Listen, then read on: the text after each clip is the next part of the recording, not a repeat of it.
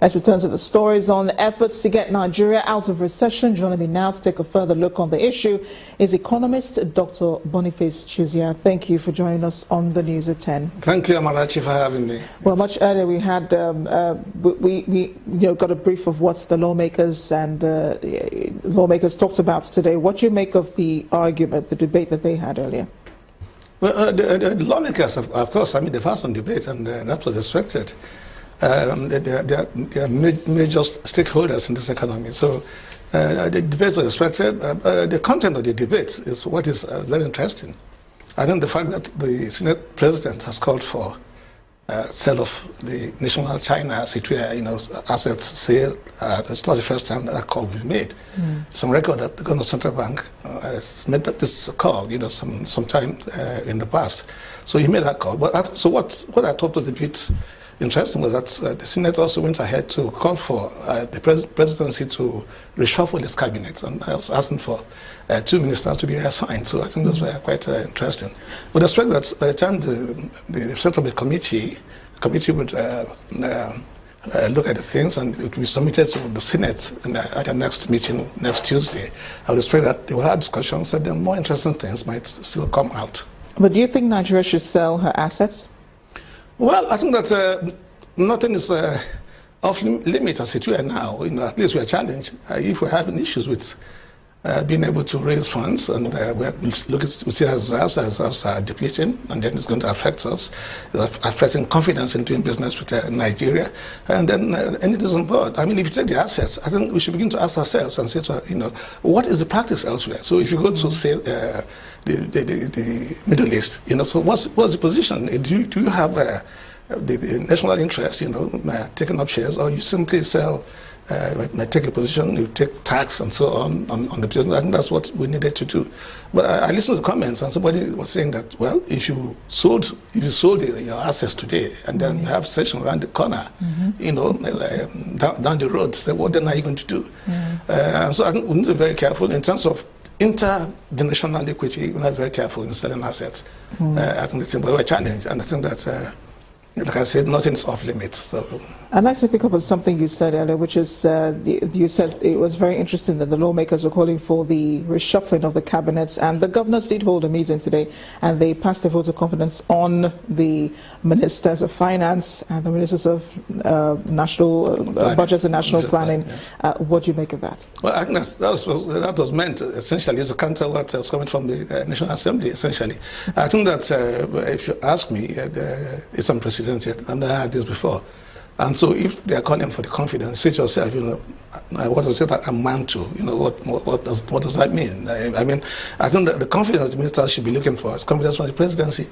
And so they can call for whatever confidence they want among themselves, but if the president says, I don't have confidence in you, that's the end of the story. And also it's important, you should be thinking of confidence of Nigerians, and that's, Nigerians, the electorate, so you go out there and you key into social media, and then you hear what people are saying about some of the ministers. So I think that those things are important. But for me, this is like solidarity. We're colleagues, and then I've been asked to, I've been called names, I've been accused elsewhere. So you want to rally around and give you support. But are you confident of how these ministers have handled this economic recession and the strategies they have put in place? Well, I think it's difficult to. You see, we have a problem on hand, and it's very easy to see people who are appointees, and begin to accuse them. The issue we have in this country is that, that softness in the oil market, so we're not getting revenues as we get them. And so that's the essence of the problem. So you have that problem. And then you are looking at people who will expect that before they were appointed, were carefully selected. I mean, if the Senate is saying that people should be reassigned, somebody did ask, they were part of the problem as it were, because these ministers went through clearance. Although, of course, we know that they went through clearance and the portfolios were not attached. So, okay, those could be the issues. But if you clear somebody to be a minister, then you say it's fit and proper to be a minister. And it's a good thing that they not say that the minister should be sacked. They say they should be reassigned. I think if I got it right. Yeah. But how quickly can we get out of this recession? What's the way forward? Getting out of recession is, for me, it's a piece of cake. I've been on this platform and I've said it before. I'll give an example. Some platforms, and people say, how long would it take to get out of the recession? It's not going to take that long. All you have to do is, for instance, start a meal a day at school. And things will begin to happen. Start a meal a day at school, you begin to give meal at school, and then you find that people want to go to school because they're going to have a free meal at school, and people are going to buy things from the farms, and then so you have activities going there, and then the thing is going. Do the conditional transfer of money to the unemployed. Do graduate teacher unemployment. By the time you begin to do that, things will begin to happen. Pay salaries. I'm happy that Central Bank MPC after the meeting called also on the governors to pay salaries. I would expect that this meeting, this economic meeting, it should be a forum that goes beyond, whereby people are being asked to do things the way they should do it. Dr. Chianza, thank you so much for joining us on the News at 10. I appreciate your thoughts tonight. Thank you for having me. And let's go now to Abuja, where Gloria Omezoke is standing by with more on the News at 10. Hi, Gloria. Hello, Amarachi. Internally displaced persons in Borno State can look forward to returning to their communities as efforts have been stepped up to reconstruct their destroyed homes. That's according to Governor Kashim Shettima, who is in Bama community to supervise ongoing reconstruction work. He also announces the recruitment of about 500 additional vigilantes to secure the area. The Internal Displacement Monitoring Center says there are about 2.1 million internally displaced persons in Nigeria. Of this figure, Borno State contributes about 1.43 million IDPs. This is one of the sites of the ongoing reconstruction of homes for IDPs who are preparing to return to their community in Bama, Borno State. Work is ongoing to meet the state government's promise to resettle some of the IDPs before the end of 2016. Governor Kashim Shettima and some members of the state's executive cabinet are in Bama to supervise the reconstruction work. We are glad we are in Bama. It's rightly initiated by the GOC to fast-track the reconstruction and rehabilitation of homes and other structures within this ancient town. The government is leaving nothing to chance with the deployment of more vigilantes to support strategies being adopted by military and police officials. While the IDPs remain in temporary camps, they appear hopeful that these rehabilitation efforts sponsored by the government and donor agencies are sustained to facilitate their anticipated homecoming. The police today prevented a protest by members of the Islamic movement in Nigeria. The group is demanding the release of their leader, Sheikh Ibrahim El-Zakzaky, who has allegedly been in custody since 2015. Members of the group have also staged several protests against alleged human rights violation since the Shiites clashed with military officials in Zaria, Kaduna State. The police say that their action today was aimed at preventing a breakdown of law and order. We were on our way to where we are likely to terminate the protest. All of a sudden, policemen came, armed, and they blocked the route.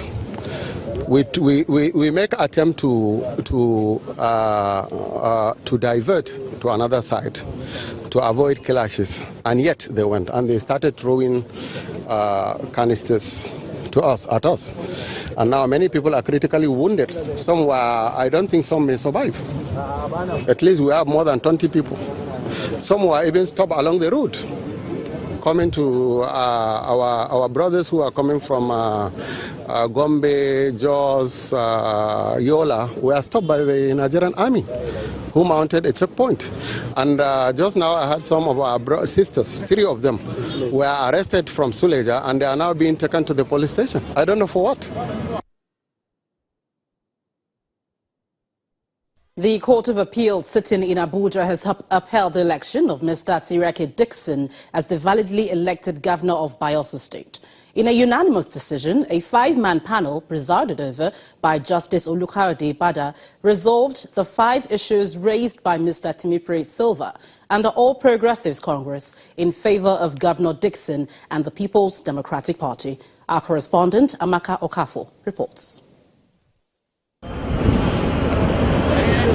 Lawyers and supporters of the parties in a suit challenging the decision of the Bayelsa State Election Tribunal, which upheld the election of Governor Seraike Dickson, waiting for the panel of the appeal court judges. Shortly after, the panel of 5-man judges arrived, led by Justice Olujimi Bada, who also read the lead judgment. The appellate court dismissed the appeal filed by Chief Timibria Silva and his party, the All Progressive Congress, on the ground that it lacked merit. The court held that the foundation upon which the appellant based his case, that the December 6, 2015 election was unilaterally cancelled by the state resident electoral commissioner, was eroded, having participated fully in the rescheduled election of January 9, 2016. He held that it was established beyond doubt that the decision to postpone the December 6, 2015 election to January 9, 2016 was not only taken by the Independent National Electoral Commission, but also received the blessings of the political parties which participated in the polls, including the APC. According to Justice Bada, the contention of the appellants has no merit.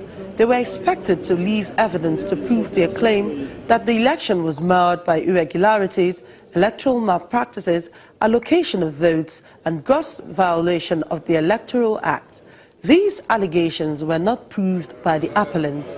He therefore dismissed the appeal and upheld the decision of the lower court that Governor Dickson was duly elected. Parties in the suit react to the judgment. We are very happy with the judgment. When you read it, you will find out that the court spent a long time analyzing every evidence given vis-à-vis the law. And we're happy that today issues have further been settled. Certain aspects of the judgments would require a revisit by the apex court, but the court has pronounced upon it. And whatever it is that the court has stated at this point stands until it is otherwise directed. As it is, the battleground now shifts to the Supreme Court. Amaka Okafor, Channels Television News. Well, still ahead on the news at 10, Hares Holdings chairman Tony Elumelu advocates provision of infrastructure in sub-Sahara to address poverty and unemployment. Well, that's in business news. Let's join us again.